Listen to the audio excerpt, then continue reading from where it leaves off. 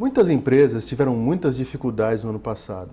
Começam essa nova fase, esse novo ano, com perspectivas de melhores resultados, aumento de faturamento, em busca da superação. Talvez a resposta para isso seja a busca da excelência. Pensando nisso, hoje no programa Talentos em Foco, nós vamos falar sobre o tema Gestão da Qualidade. Confira.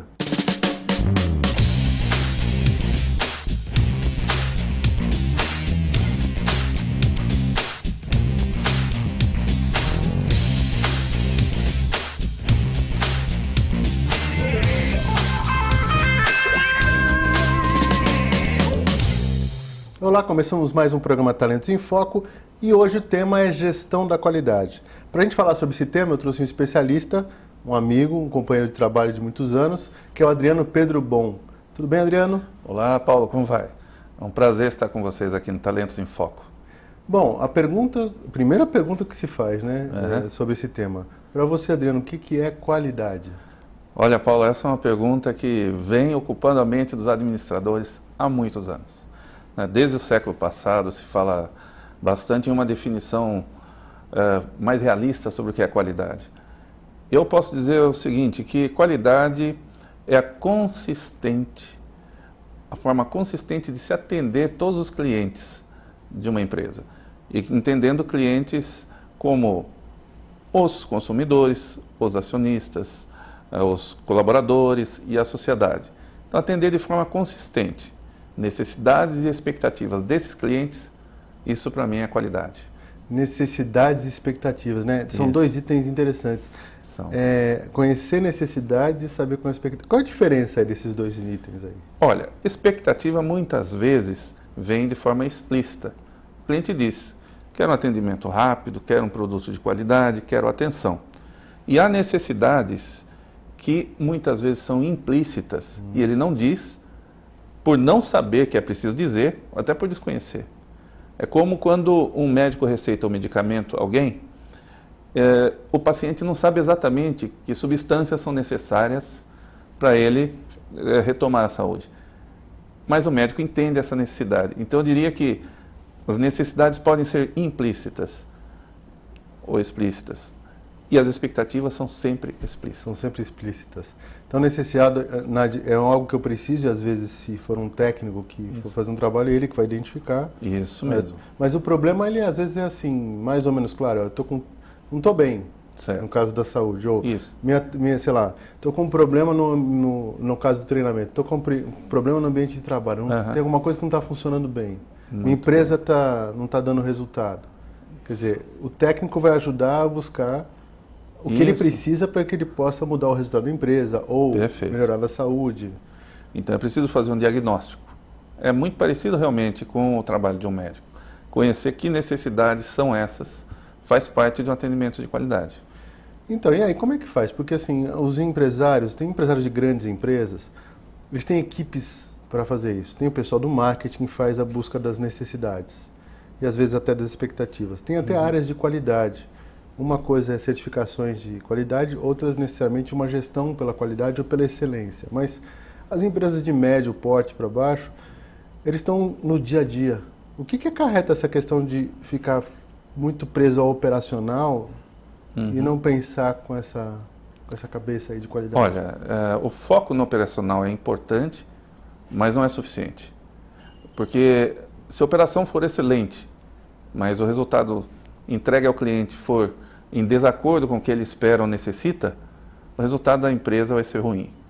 Então é preciso ter ouvidos abertos. Eu acredito que, independentemente do porte da empresa, seja uma pequena empresa ou uma grande empresa, ouvir o cliente é essencial. E ouvir, muitas vezes, significa quebrar paradigmas. Uma vez eu fui a um restaurante, eu tinha um tempo curto para o almoço, e eu vi toda uma série de problemas de atendimento. O garçom não deu atenção, trouxe o prato frio, demorou para trazer, errou no momento da conta, né? Engraçado que a gente sempre vê esses erros para mais, né? E eu pedi para falar com o gerente. E ele me dirigiu ao gerente que estava no caixa do restaurante. Eu pensei, ele está justamente onde tem maior interesse, que é o dinheiro do... E eu conversei com ele, expliquei todo esse problema. Ele disse, olha, o atraso é explicado porque o restaurante estava cheio. Eu falei, não havia ocupação ainda, acho que tinha 20% dos lugares ocupados. O que ele me disse foi, eu estava aqui na entrada e sei que o restaurante estava cheio. O problema é que começaram a chegar muitos clientes. Aí eu disse para ele, olha, eu vou te ajudar. Cliente chegando é bom. Cliente chegando não é ruim. Problema. Seu problema não é o cliente chegando. Seu problema é, não estou preparado para atender a todos os clientes que chegam. Mas eu vou te ajudar. Eu não venho mais. Então já é um cliente a menos para te dar problema.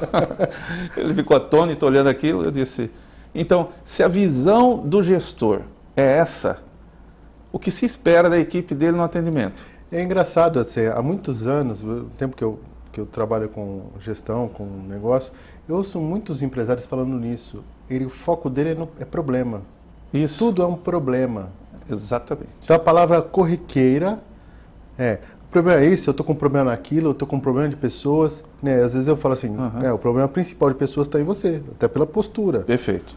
E aí, Perfeito. como é que é? Que é o caso que você falou aí do empresário. Exatamente. O foco dele não é uma coisa ampla, é uma coisa muito direcionada e, ai meu Deus, está chegando muito cliente. Ai meu Deus, se não tiver nenhum cliente. Tá chegando, né? Que ótimo que os clientes têm vindo. E a triste história é que esse restaurante, uns 3 meses depois, fechou. E é restaurante por quilo? Não era um restaurante à la carte, Puxa. O que dificultava mais ainda o atendimento. Porque os restaurantes por quilo têm um desafio, né? Às vezes eu já vi isso de alguns empresários. Entre 11h30 até 2h30, 3 horas, ele tem que atender o movimento do dia todo. É incrível. E ele tem que dar conta. É parecido com um salão de beleza, que no sábado tem que atender A semana toda. a semana toda, não é isso? Sim, porque é o momento que o cliente quer. Exatamente. Então, assim, o que eu faço para ter essa qualidade? E o foco eu tenho que fazer da melhor forma. É mais ou menos aquela coisa dos gargalos, né? Ou seja, a coisa segura, Isso. eu não consigo e atrasa tudo. Exatamente. A impressão que fica. E engraçado, né? Outra coisa é a questão da impressão, né? Sim. O pessoal fala muito, a primeira impressão é que fica. E isso é mentira. Porque a última impressão é que fica. A última impressão é a que te faz decidir pela próxima experiência ou não. Isso. Agora, pode ser que a primeira seja a última. Pode ser. Aí não sou. Há aqueles que conseguem fazer isso, né? E aí, se for a última, é porque é realmente isso. Porque, assim, eu tive casos, e há pouco tempo, eu vendo um negócio de uma empresa, 3, 4 atendimentos, no 4º atendimento foi ruim. Aí a pessoa está comigo e fala assim, acho que não vou mais. Então, mas é daí que vem aquela definição da qualidade que eu comecei, né, expondo. A consistente entrega, o consistente atendimento. Consistente significa que sempre se repete. Às vezes me perguntam, é melhor superar as expectativas do cliente? Eu digo, cuidado, não é? Se você conseguir superar sempre, ótimo. Agora, se por ter poucos clientes no início do seu negócio, você atender de forma excepcional, ele espera isso na segunda, terceira, a partir daí esse vira o nível esperado. É o padrão. Então, o melhor, na minha opinião, é entregar exatamente necessidades e expectativas e acompanhar o crescimento desse nível de forma consistente. Aí sim, porque senão no início aquele atendimento parece o máximo e a decepção faz com que o cliente procure outras soluções. Bom, aí pensando um pouquinho mais estrategicamente do que a gente está falando, o que você acha, uma coisa que está muito batida, em alguns casos até mal feitas, o que você acha da necessidade de fazer missão, ter clara a missão, a visão, os valores da empresa bem definidos? Fundamentais. O que faz diferença isso? Faz a diferença porque se eles correspondem à realidade, primeiro passo. Às vezes a gente vê essas declarações escritas num quadro bonito e não correspondem à realidade. Mas se elas expressam o pensamento dos líderes da organização em relação a como deve ser o negócio, isso é excelente, porque é um veículo que, se exercitado no dia a dia, veículo de comunicação, se exercitado com os colaboradores no dia a dia, faz com que se estabeleça mais facilmente uma cultura voltada para os propósitos da empresa. Eu vou dar um exemplo sobre isso.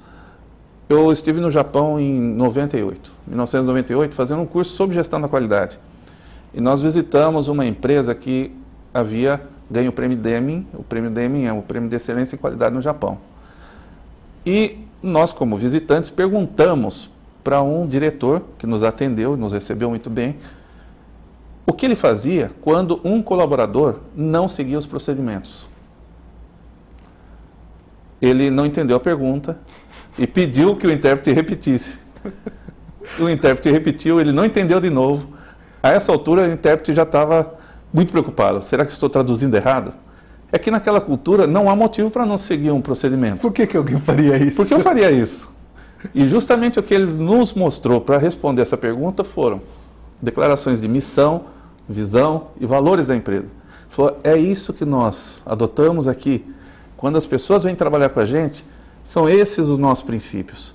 E nossos líderes seguem sempre. Então começa da liderança. Começa lá. Qualidade, então, é do topo. É do topo. Se você me dissesse, eu só tenho uma pessoa que pode ser treinada nessa empresa sobre gestão da qualidade, quem você indicaria? O principal líder. Porque a partir dele se propaga, então, em ondas, em camadas, toda a cultura voltada para a qualidade. O Kaori Ishikawa, que é um dos grandes gurus da qualidade, né, que começou aquele movimento da qualidade no Japão, dizia que se você quiser um ambiente com qualidade, é preciso falar sobre qualidade todos os dias com seus colaboradores. E isso a gente pode falar com base na missão, visão e valores. O propósito da nossa organização é esse. Que atividades nós temos feito que nos ajudam a alcançar esse propósito? A nossa visão. Daqui a 5 anos, daqui a 10 anos, nós queremos ser uma organização que tenha qual aspecto? E o que nós temos feito para chegar lá? Esses valores que nós temos são refletidos no nosso dia a dia, no atendimento aos clientes. Então, Paulo, eu acredito que é fundamental ter essa definição, né, de missão, visão e valores e exercitar. Se não exercitá-los, é melhor até não ter. Então vamos lá, missão é propósito. Sim, a razão de existir da empresa. Que as pessoas, nem todo mundo sabe o que é isso. Uhum. Visão. Visão é aquela ideia do que se espera que a empresa seja ou alcance em um determinado período de tempo. Não é? 4, 5 anos, por exemplo. Hoje em dia 4, 5 anos, antigamente era 10, 15, 20 anos. Né? Os tempos mudaram. Valores, princípios e valores. Princípios e valores são aqueles norteadores da empresa, o que ela entende que são prioridades na forma de gerir. Por exemplo, algumas empresas entendem que respeito ao ser humano é importante, relações éticas é importante, preservação do meio ambiente, esses são valores. Foco no cliente pode ser um valor. Então, a empresa pode definir alguns, não muitos, porque isso acaba se perdendo, né? Mas quais são os prioritários? Os top 5. Então, são esses valores que nós vamos seguir. E aí é importante deixar claro para todos, assim, se você coloca os valores e é questão de prática, né, de fazer, você coloca que a empresa busca ética nas suas relações, por exemplo, é uma expressão, a empresa sonega imposto, faz gambiarra ao comprar material, isso não é ética. Então, assim, não coloque isso como... Não faça isso. Porque não é verdade, isso é mentira. Isso. E as pessoas, tanto os funcionários como os clientes, os fornecedores, os parceiros, percebem isso e eles vão verificar que aquilo que está lá não reflete a realidade da empresa. E é essa a ideia de que, se não for praticar, é melhor nem deixar as declarações à vista. É interessante que uma das formas principais de preparar a equipe para a qualidade é através do exemplo, né, que tem relação com essa coerência que você mencionou. Então, o líder é testado principalmente nos momentos de crise. Temos um pedido para entregar, mas o material que deveria ser utilizado não está pronto. Vamos arriscar entregar assim mesmo? Esse é o momento em que se estabelece aquele choque. Nossos valores são cumprir adequadamente todo o prometido ao cliente. Ok, e nós vamos fazer isso agora. Entrega assim mesmo. Entrega assim mesmo. Acabou com tudo. Esse é o problema.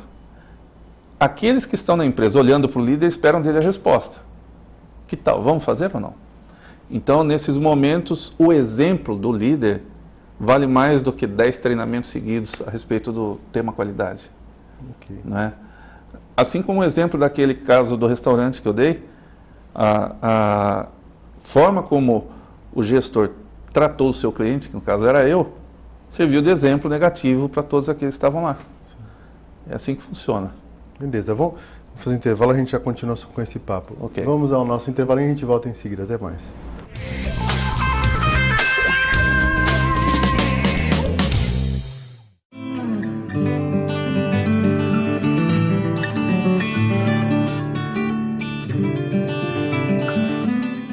O Lar Espírita Mensageiros da Luz, que é uma entidade de cunho religioso, mas é óbvio que o foco do trabalho deles é assistência a crianças portadoras de paralisia cerebral.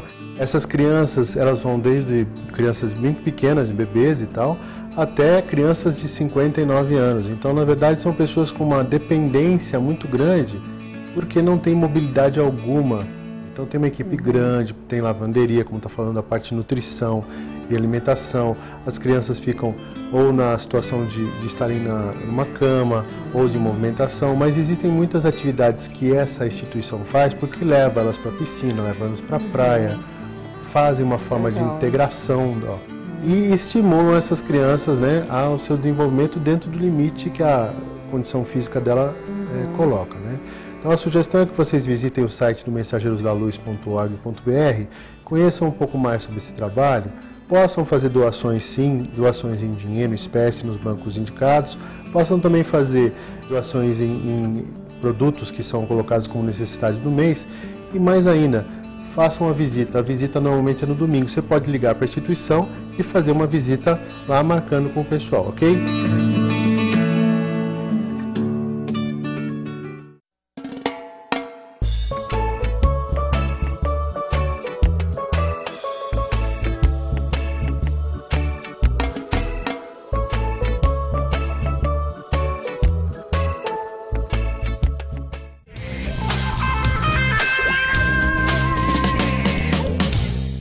Olá, voltamos com o programa Talentos em Foco e eu quero falar para vocês de um evento que vai acontecer agora no final do mês, que vai, bom, quem vai, são duas palestras, uma é do Alexandre Taleb e outra do Leandro Valvogel. O Leandro já esteve aqui, já deu entrevista para a gente, falou sobre storytelling.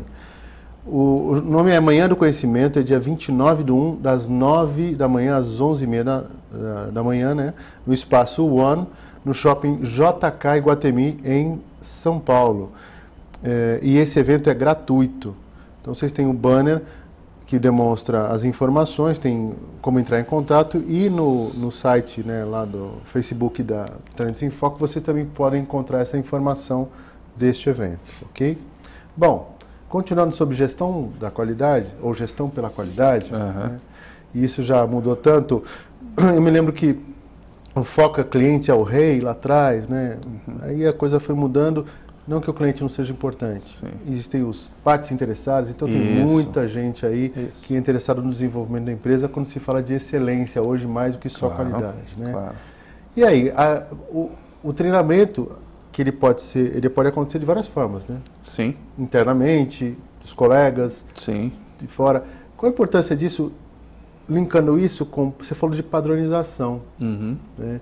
Precisa ter procedimento. Precisa. Fala-se muito disso, mas as empresas, dependendo do caso, falam e não fazem. O procedimento está aqui, na pessoa que faz a área, e aí a pessoa sai, a área sai junto. Acaba o atendimento. E às vezes, já vi isso em empresas de médio porte, né, que não eram pequenas.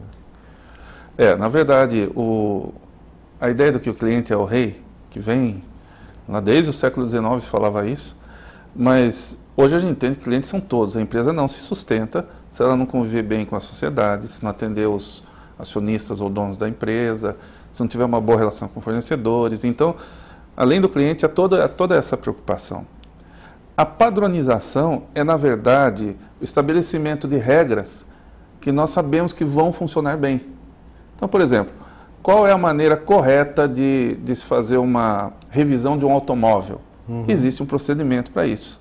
Então, aqueles que assumirem essa função de fazer a revisão do automóvel, seguindo o procedimento, terão êxito. Essa é a ideia inicial. Certo. Quando a gente fala em treinamento, uma das coisas que ajuda demais a se ter bons resultados é ter procedimentos estabelecidos. Tanto que uma visão da qualidade do Japão, que inclusive alicerça o processo de qualidade total, é que, primeira coisa, diante de um resultado de não conformidade, existe procedimento para que esse resultado fosse diferente? Porque se não existe, a primeira providência sua é estabelecer um procedimento. Ah, já existe procedimento? Pergunta 2, ele funciona? Porque pode ser que o procedimento esteja desatualizado, ou pode ser que ele esteja errado, inclusive. Funcionava em um contexto, mas não funciona em outro, esteja se aplicando agora. Terceira pergunta, se o procedimento está correto, as pessoas sabem como executar esse procedimento? Pode ser que não, e aí entra o treinamento. Agora, nessa fase, com base em todos os procedimentos que a gente sabe que funcionam e que estão à disposição, podemos preparar as pessoas. E pode ser que mesmo aplicando o procedimento da forma como foram treinados, capacitados, ainda assim tenhamos péssimos resultados.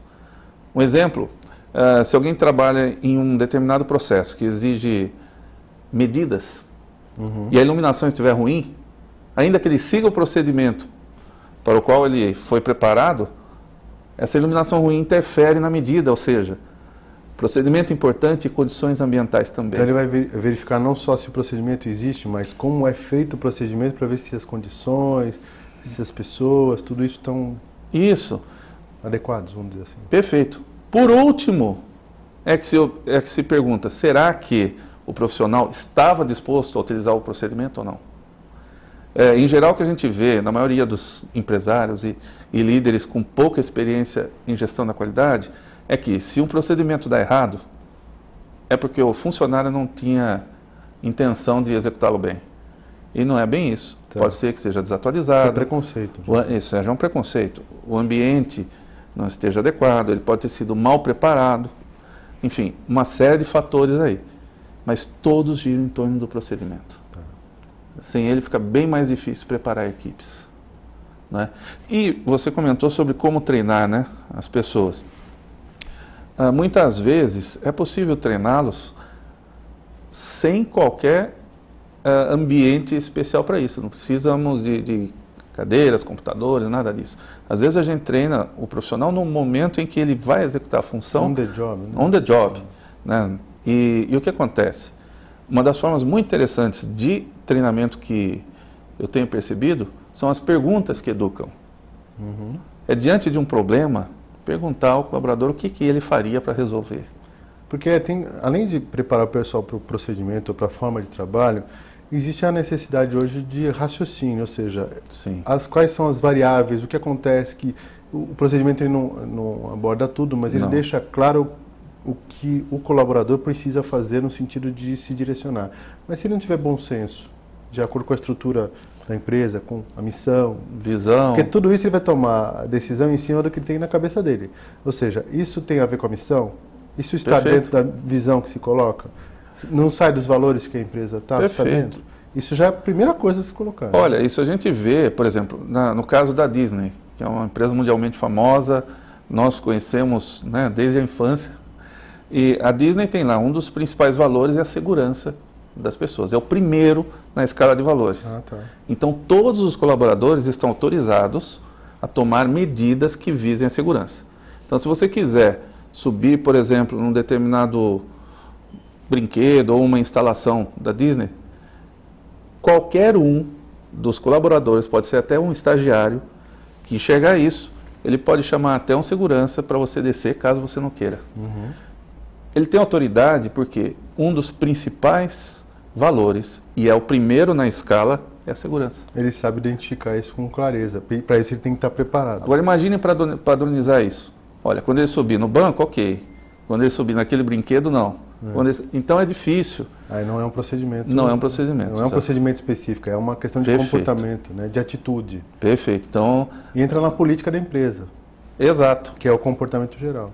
E eu vejo assim, os gerentes estarem preparados, os líderes estarem preparados para tomar as decisões. Então, às vezes eu vejo líderes centralizadores, ou gerente, ou mesmo donos, diretores e tal, e exigem da sua equipe algo que ele não dá liberdade. E aí quando ele fala assim, vou começar a dar liberdade, ele não preparou essas pessoas, aí elas começam a fazer e não conseguem, porque estão acostumadas a levar a ordem, a orientação desse líder. E ele fala, viu, não adianta eu delegar, eles não sabem fazer. E aí tem um nome técnico para isso, não é delegar, é delargar, né? Delargar, você delarga na mão deles. Você tem que preparar as pessoas. Sim, tem que preparar. Até o raciocínio. Sim. Então eu cheguei para o empresário não faz muito tempo e falei assim, olha, toma a decisão, chama os teus líderes para eles ajudarem na decisão. Vê o que eles conhecem do que está acontecendo, aí você traz os dados. Isso. E aí eles olham o que eles fazem com os dados para comparar esse comportamento, esse raciocínio deles. Claro. E que eles têm condição de ver. E quais são as ideias que eles têm? Sim. Porque eles terão que tomar ideia longe desse líder cedo ou tarde. E só podem fazer isso se eles já tiverem capacitados. A gente percebe o seguinte, uma pessoa que esteja capacitada dessa maneira, ele já tem aquela sensação, eu até sei o que o meu líder vai dizer diante desse problema. Exatamente. Quando ele tiver essa capacidade de observação, é sinal que ele foi adequadamente treinado com relação àquele contexto. Em programação neurolinguística, na modelagem, é o que o fulano faria. Exatamente. É uma estratégia dele para resolver aquele problema, Sim, não é isso? Por que isso no caso da empresa, né, pessoal? Não é que eu tenho que imitar, né? É porque esse líder representa a empresa no sentido dos modelos da empresa. Então, se ele faria dessa forma, significa que está de acordo com os modelos dentro da empresa. É isso mesmo. Daí porque esses modelos precisam ser coerentes às declarações que nós falamos. Missão, visão e valores. Porque, do contrário, essa incoerência vai refletir um problema na sua equipe. Devo ou não seguir? Ele diz uma coisa e faz outra, né? Até tem uma frase muito interessante a respeito disso, que é: os liderados olham muito mais para onde os seus pés o levam do que para aquilo que você fala. A atenção é muito mais voltada para isso, para as ações. Então falamos aí, necessidades e expectativas é importante Sim. conhecer. Aquilo que você promete, você cumpre, aquilo que você quer fazer dentro dessas necessidades e expectativas. Sim. Né? O preparo das pessoas para cumprir aquilo que se tem, aí tem que saber missão, visão e valores para que fique claro para cada um. E aí cada um pode dar o nome que quiser, a missão, visão. Sim, são os princípios da empresa. Alguém me disse assim, não, tem um mantra da empresa, não tem missão, porque eu acho que missão caiu de moda, então é mantra. Mantra, não tem problema. Mantra, é bem comum. Chama de José Carlos, não tem problema. Qualquer nome que você quiser dar aquilo, que ele represente aquilo que se espera, inclusive, do colaborador e das pessoas que estão na empresa. Procedimentos para que se cumpra isso. Perfeito. Constância. Constância de atendimento. E tem uma palavra, uma expressão que a gente não comentou, mas é fundamental, que é a melhoria contínua. Porque é difícil acertar tudo de uma vez. A gente sempre tem alguma coisa a melhorar, seja procedimento, seja formação, e o contexto muda e a gente tem que se adaptar. Então eu acredito que isso tudo melhorando continuamente leva a empresa a uma alta escala de competitividade. Isso aí. Bom, eu agradeço a sua presença, nosso tempo Ok. terminou. Eu falei para você que era rápido. Prazer para mim estar aqui, é uma honra, quero agradecer. Talentos em Foco é um programa que eu recomendo sempre para os meus contatos. Obrigado, viu, Adriano? Eu que agradeço. Você tem mais informações sobre os programas e sobre essa entrevista no nosso site, né, no facebook.com/Talentos em Foco. Você pode ver todos os programas que já aconteceram através do youtube.com/Talentos em Foco e também entrar em contato conosco através do e-mail que é talentosemfoco@gmail.com. Muito obrigado pela sua audiência e até semana que vem.